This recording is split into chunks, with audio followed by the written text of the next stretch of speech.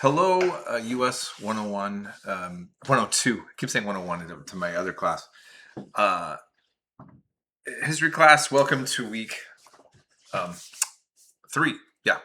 So um, I just want to say a few things about the work and then just kind of, like I said, summarize kind of what we've been learning and talk about where we're going. So I've already last time really complimented how well the essays are going here, and I can just say it again. Um, just for some of you in the class, and that's okay, especially on the first week. I just want to remind you that citations go at the end of the essay and in parentheses, um, and just keep in mind also that the essays need to be at least a full page to get full points. And then just one other thing to say: direct quotes are fine. But there's an app called Turn It In. When you turn it in and it shows me, and sometimes people have like 35% or higher of direct quotes I'm being shown. And that means that 35% of your paper, let's say, is not written by you. So that means your essay is much shorter than a page, for example. And then if you have a short, less, sort of almost less than a page essay, that's something that also could be a problem. So please just keep in mind to keep your full points going. Try to get as much to at least a full page in, and try to remember to have it mainly in your own words, and just keep those citations up in the parentheses you're doing. And I want to say, like, I don't make long commentaries on the essays, but I do read them. I see what you're saying, and I think it's pretty straightforward. Like I'm I'll occasionally get some feedback. If you have specific things you're looking for or you want me to comment on, I'll definitely do that. Just want you to know. Okay. But so far, really good and solid. The discussions are going well. And the notes. Oh, the last thing I was going to say on the essays before I move on. For some reason, especially this week, a lot of you gave like PDF files, and they're just like files that I have to download that aren't directly going into Canvas. I don't know why that is or what we can do to stop that, but I would really like it if I opened up the page and your essay was right there for me to read. Yeah. So I don't want to have to download something and then upload it or go to some other source. I want it to just be there on the page. So I'm sure all of you can figure out how to do that. I'm not techie enough to be able to actually tell you what I would need you to do, but yeah, if you can do that for me, that'd be awesome. Okay. All right. So summarizing what we learned, we're covering this week, this upcoming week, and what we just covered complement each other quite a bit. We're kind of talking about the two Americas, the tale of two cities. The people who are doing well, and then the majority of people who are struggling. And sometimes in those struggles, there is upward mobility. One of the things that has made America so appealing to so many people is that maybe you won't be a doctor, but you can get your child to be a doctor. And in many parts of the world, if you're born into a lower status, like in terms of finances, in terms of your economic status, being a hard worker doesn't necessarily get you anywhere. Being innovative doesn't necessarily. It's very fatalistic. You're stuck. So that's something to keep in mind about the American struggle and the story of struggle, which is that we've often have a lot of class war, which we're discovering empirically in our study. That's not just a subjective biased opinion by your radical commie professor. This is just a fact.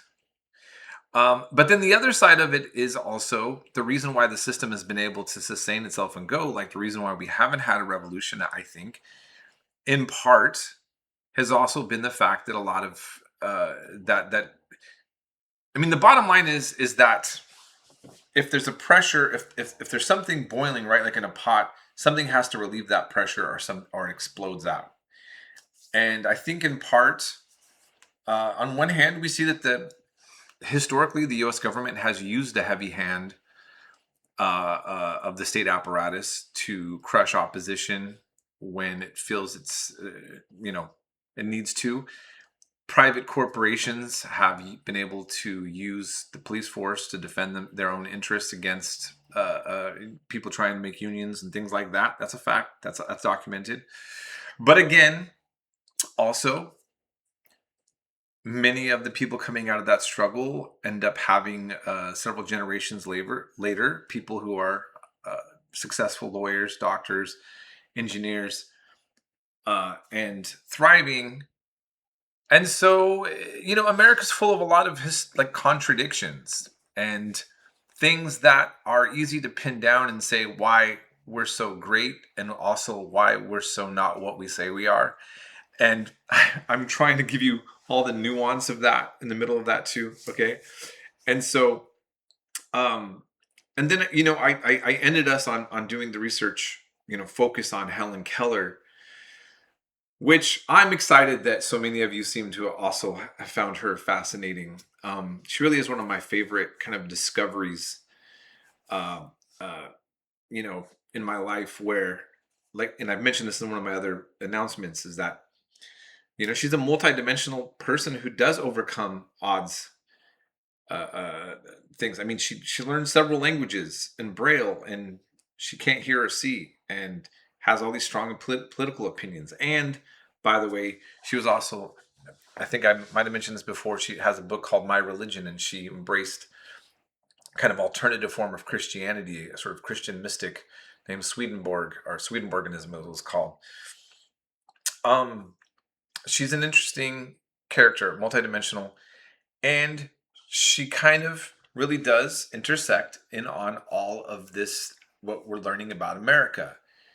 She is able to rise up and become a very affluent, well-noted, distinguished person historically, coming from the struggles, but then also, yeah, so she's got sort of her own upward mobility, but also a part of the class war and the struggle, and under the circumstances of what people down here that are not of the 1%, experience. So anyhow, it's interesting history, and now we're moving forward into week 3, and also with working class kind of movements that respond to this. And we talk about Mother Jones, another important character that American woman that I respect and admire. And so this is the other thing I just kind of want to point out too. So as I've mentioned to you, Howard Zinn often gets criticized for creating what some call claiming he's anti-American, because he's critical of so many of our founders and some of the ideals of America, and he draws attention to all this conflict and stuff. But then I want to ask you this, okay, so I'm highlighting Helen Keller. We're talking about Mother Jones. Some of these characters are also in his book. These are American people, in this case, women, right? That I'm highlighting, and that he's also, a part of doing.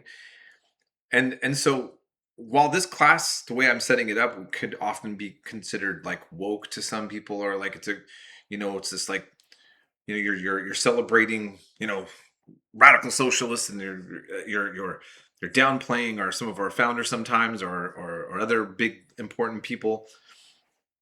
But I'm just highlighting different Americans, right? I'm still highlighting Americans. I'm still talking about America, and the history of struggle and success of Americans. Maybe just different ones, right? I mean, so your neighbor down the street may not be affecting the world in the same way as somebody that works in big tech. But are you anti-American if you like your neighbor more than you like the person who's providing thousands of jobs and also getting involved in other political powerful things that may or may not be helpful for society. Um, I don't know. It's about. I mean, just that's something I just want you to think about, right? And I'm going to continue to bring this up because this is so fundamentally a part of our American discourse, especially now. And so here we're seeing how these struggles, though, were never just working class versus the elites only, but lo and behold, people have a wide range of opinions. And so we've had conflicts and opinions about whether these things are good or bad or not. All these various ideologies and how should we react to wealth inequality or not, or do we critique the system, or we just want to reform, do we want a revolution, blah, blah, blah. And so here we are right now, America right now, at a very critical time and moment. And what I want to do is I feel like compelled. I can't teach this kind of history and then ignore the elephant in the room of what's going on right now, all these things in America and Minneapolis, and the way, yeah, what do I do? How do I not alienate some of my students and also say some important things? Here's what I want to just draw attention to is that one, unfortunately, this is a part of our history to have conflicts, but there's some things that need to be thought about. We were just told that, well, first of all, we got video, we can watch something. In our own eyes, I don't think most people see something different than anybody else sees. And then we have people in power telling us that we're seeing something different than what we're seeing. And someone being labeled a terrorist even. And then we're told that you can't have guns at a protest. I mean, by the way, I feel that's kind of, yeah, I'm, bringing a gun to but guns have been brought to protests many, many times. Just look up YouTube. You can see there's actually gun rallies, guys protesting where they're coming with guns. During when COVID happened, people came to upset about the mask rules with governments, and there was footage of a lot of people coming, open carry laws. They were coming with their guns. So that's legal or it's not legal, right? And so now it's supposedly you're a terrorist if you even have it on you, even if you legally have one. So where's the consistency? But what you see is actually a lot of inconsistency. I mean, look, historically, Bill Clinton, there was the what do you call it? Waco, Texas. Look up what happened there. And there was a group of people living on their own, a kind of weird cult. And the U.S. government went in and killed them all. Even kids were in there. It was it's a very a lot of people thought it was a lot of government overreach. There's so Democrats and Republicans both can do these things, but there was a lot of criticism by the right, like, oh, the government can't come in and do that.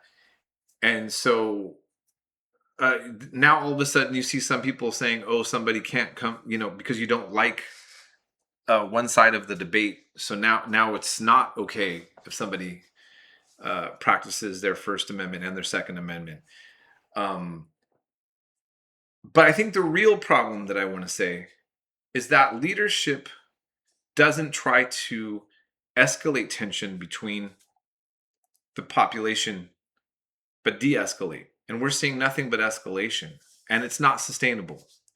And I've been saying this is not sustainable. I've seen the direction of how this is going in. And, I have a relative that's in law enforcement, and we had a discussion about that. A debate, a polite, very civil one. We all have different opinions, but at the end of the day, the state doesn't have a right to execute you for your beliefs. And, we have a situation where millions of people are here, many of them without legal status, but they're our friends, our families, our neighbors now.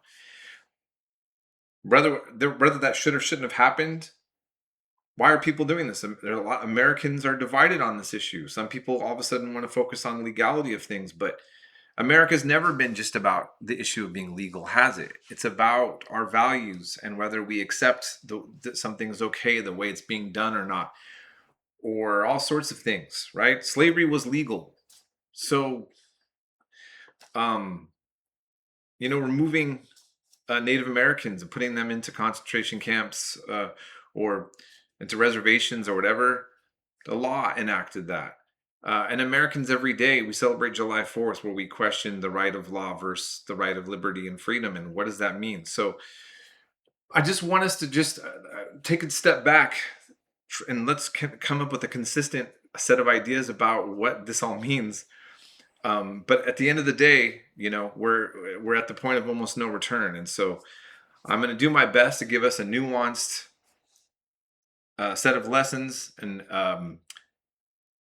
also, not make anybody in my class feel alienated based on my views or some of the other students' views versus the others. But also, I can't be a neutral actor on it. I am a fellow American, and I care for my people, and I don't believe in authoritarian states, and I don't want to see that escalate. And so that's all I have to say about that. We'll be in touch. Hope you have a good week.